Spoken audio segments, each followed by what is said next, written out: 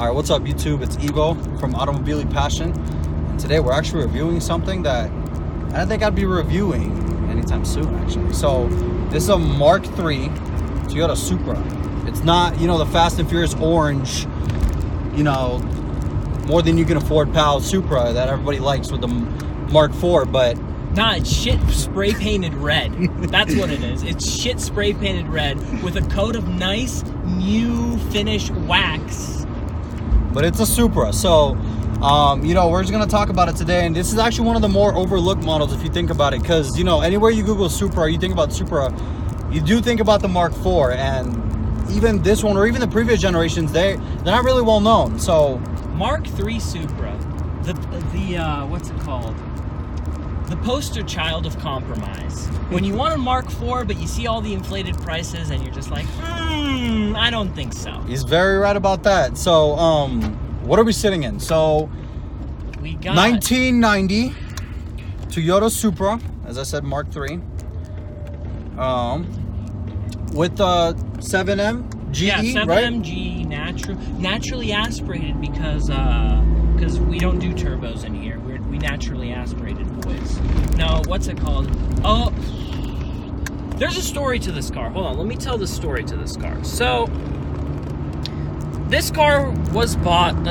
Camera angle's gay. Okay, there we go. Nice and beautiful. So this car was bought about, I don't know exactly how many. I'm gonna go with like 5 to 8 years ago. The original owner bought it from. I don't fucking remember. I don't know this. I don't know how far about the beginnings of this car, but I know, what's it called? Before landing in my gracious, gentle hands, this car was owned and neglected, left in a parking lot by a truck driver. So it has some issues, so it's not exactly perfect. Like, for instance, pull up footage of the dashboard being cracked, for instance, because that's pretty fucking sad, right? So it started off as an agreement between the original owner of this car. Let's give him a name. How about Jeff? Bob. No, Jeff. I like Jeff. Okay, we'll do Jeff. Okay, so Jeff is like, I'm a truck driver. I can't really take care of this car, and all it does is just sit. Okay, and it's not being sold because I'm a piece of shit and I don't maintain it, right? So what Jeff does is he rings up my family and he's like, hey, do you guys want to look after this car? It'll pretty much be your car. You guys can work on it. I'll pay for the insurance. All you got to do is fill it up with gas. Ergo, here it is, right? Ergo, this man has a Supra. Yeah. I mean, again, it's not technically mine, but hey, man, it is what it is. And well, when this car came, it was running rich. It looked like shit. I can bring up a before and after photo, which I'll give later. Only thing that's really been done to the Supra is just some interior work. Like, for instance, the turn signal stock was completely broken off, and so it's hot glued on there now, right? And we have a little piece of tape over the high beams button just so that doesn't happen, because that's how broke it is. But the steering wheel covers on the car looks normal, other than the cracked dash.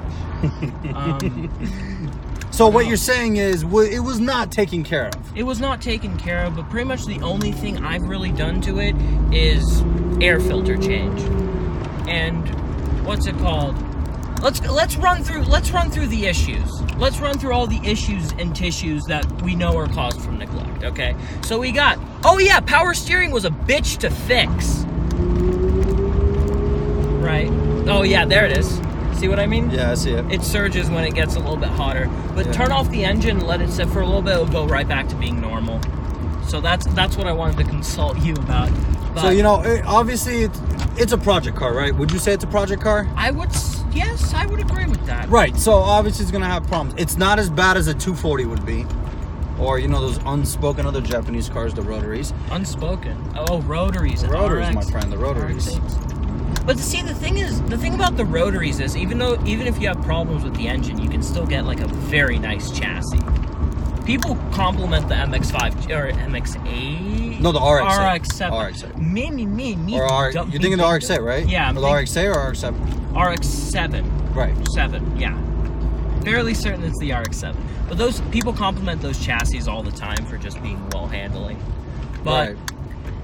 Anyway, let's get on to this car. This car, for me, a little bit of context for what I've been driving. The only car I've really owned is a 1998 glorious baby boy Camry, right? Automatic too. So this is a manual too, so that's fun, right? That was a fun experience. But to summarize it in one word, this car is fun. It doesn't get particularly good gas mileage. From what I've experienced, it sits around like 18 to 16 miles per gallon, depending on how you drive. Since I drive like a grandma, of course, you know I'm bumping that 18 miles per hour. We got the surge. So it's natural aspirated, right? So what are you gonna expect? But honestly, like, I've been driving it for like 10-15 minutes now, and honestly it's fun because it's a stick. If it was an automatic, it'd be boring.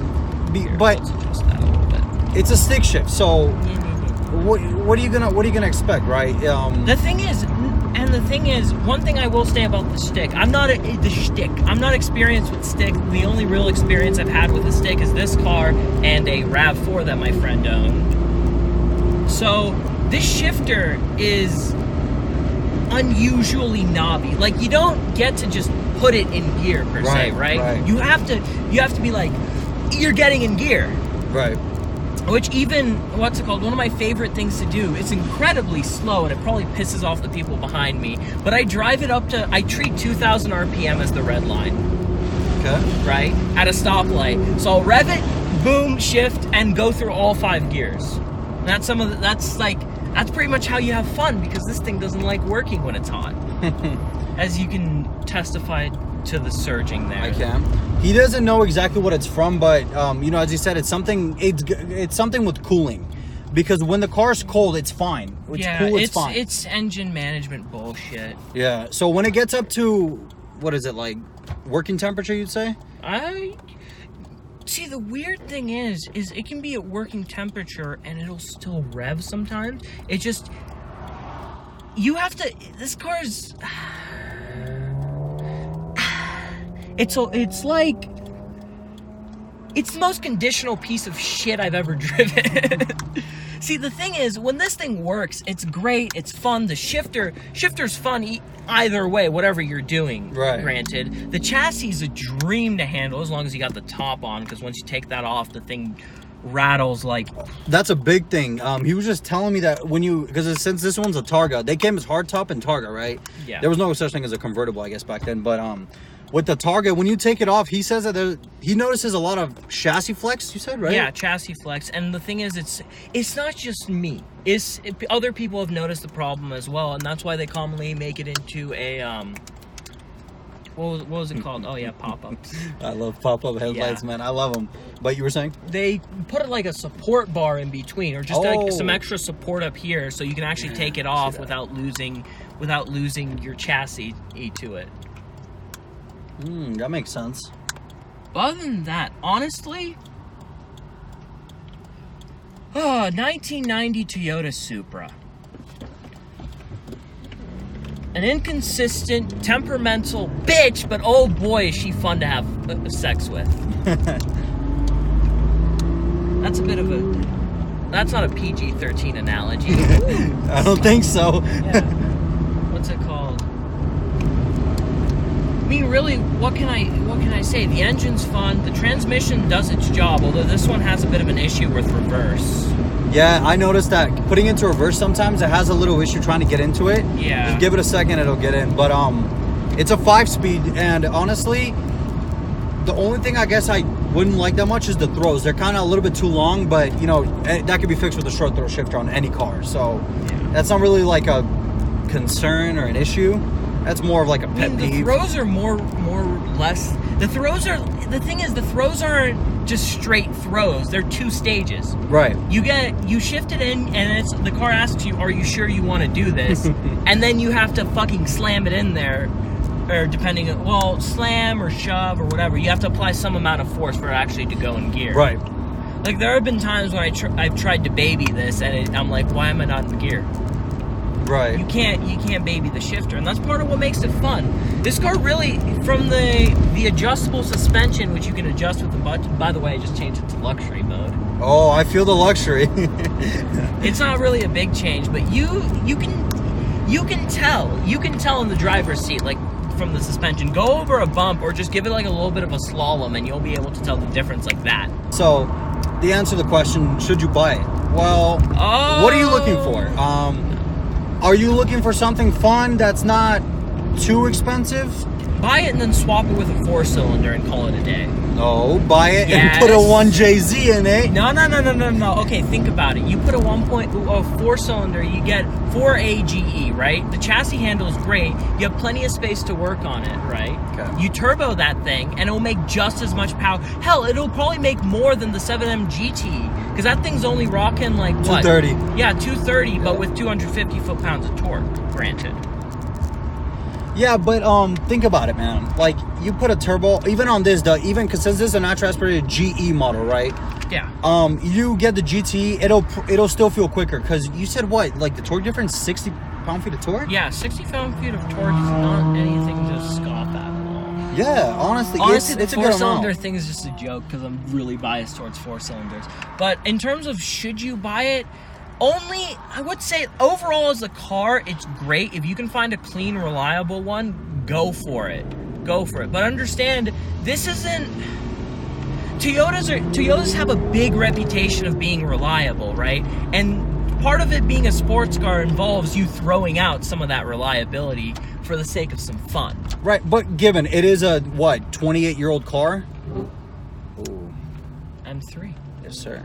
But yeah, it is a 28-year-old car, which is, I mean, puts a little bit of a hamper on its existence. Right, so, it's a neglected one, too. I would say for what this is, the car has potential. The chassis handle's great. Okay. Pop-ups.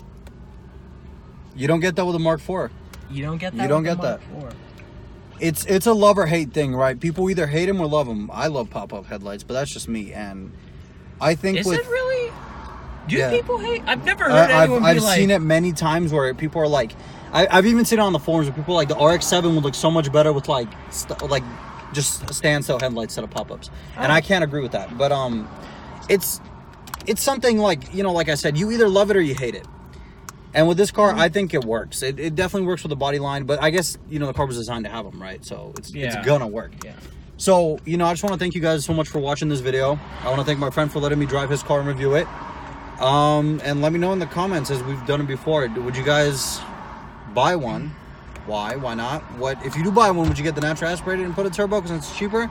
No. Would you just get the turbo? No. Get the turbo model, because one of the big differences between the naturally aspirated and the turbo is that the turbo has the highly desired W transmission. I forgot the numbers for it. Ooh. But I saw that there were two different ones. Yeah, this one has the your boy naturally aspirated, that fucking and transmission. I mean, transmission is nice. I mean, it's mainly the shifter that feels nice. So, what's it called? A lot of people specifically buy the turbo model just to rip out the transmission and put it in something else. Come on, keep it below 2,000, my dude. What did I tell you? You're right. Otherwise, it surges really bad. Yeah, but all right, guys. Let us know in the comments. He'll be looking at them too. What do you guys think? What do you guys think about the car? Would you buy one? Right. So let us know. So we'll see you guys in the next video.